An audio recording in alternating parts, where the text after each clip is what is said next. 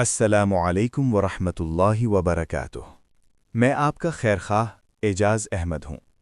میں آپ تک مستند اور صحیح احادیث اور فقہی مسائل رمضان المبارک کے متعلق نہایت آسان اور سادہ انداز میں پہنچانا چاہتا ہوں۔ اگر اس علمی اور دینی سفر میں آپ میرا ساتھ دیں گے تو اللہ تعالیٰ سے امید ہے کہ وہ ہمیں دنیا اور آخرت میں کامیاب و کامران فرمائے گا، آمین۔ آج ہم یہ سیکھیں گے کہ کیا روزہ ہر بالغ مسلمان مرد اور عورت پر فرض ہے یا نہیں۔ سب سے پہلے ہم قرآن مجید کی آیت سنتے ہیں۔ اللہ تعالیٰ فرماتے ہیں، یا ایھا الذین آمنوا کتب علیکم الصیام کما کتب علی الذین من قبلکم لعلکم تتقون۔ سورۃ البقرہ آیت نمبر 183۔ ترجمہ: اے ایمان والوں، تم پر روزے فرض کیے گئے ہیں جیسے تم سے پہلے لوگوں پر فرض کیے گئے تھے، تاکہ تم تقوی اختیار کرو۔ اس آیت سے واضح ہوتا ہے کہ روزہ ہر ایمان والے پر فرض ہے، چاہے مرد ہو یا عورت۔ اب ہم حدیث سنتے ہیں۔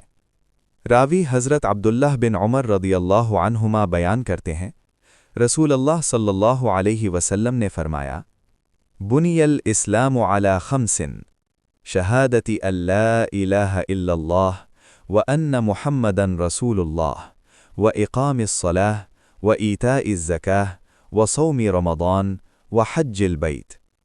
صحیح بخاری حدیث نمبر 8، صحیح مسلم حدیث نمبر 16۔ ترجمہ: اسلام کی بنیاد 5 چیزوں پر رکھی گئی ہے۔ اس بات کی گواہی دینا کہ اللہ کے سوا کوئی معبود نہیں اور محمد صلی اللہ علیہ وسلم اللہ کے رسول ہیں، نماز قائم کرنا، زکوٰۃ دینا، رمضان کے روزے رکھنا اور بیت اللہ کا حج کرنا۔ اس حدیث سے یہ بات بالکل واضح ہو جاتی ہے کہ رمضان کے روزے رکھنا اسلام کا بنیادی رکن ہے اور ہر بالغ مسلمان مرد اور عورت پر فرض ہے۔ اب ہم فقہی رائے سنتے ہیں۔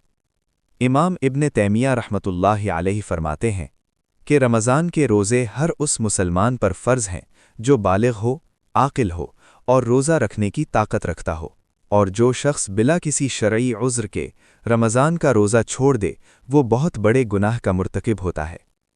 حوالہ: مجموع الفتاوی، جلد 25۔ اللہ تعالی ہمیں صحیح علم سمجھنے اور اس پر عمل کرنے کی توفیق عطا فرمائے، آمین۔ اگر آپ ایسی ہی مستند احادیث اور فقہی مسائل روزانہ سننا چاہتے ہیں تو ہماری چینل اعجاز قرآن 313 کو لازمی سبسکرائب کریں، ویڈیو کو لائک کریں اور اپنوں کے ساتھ شیئر کریں تاکہ اللہ پاک آپ کو دنیا اور آخرت میں کامیاب فرمائے، آمین۔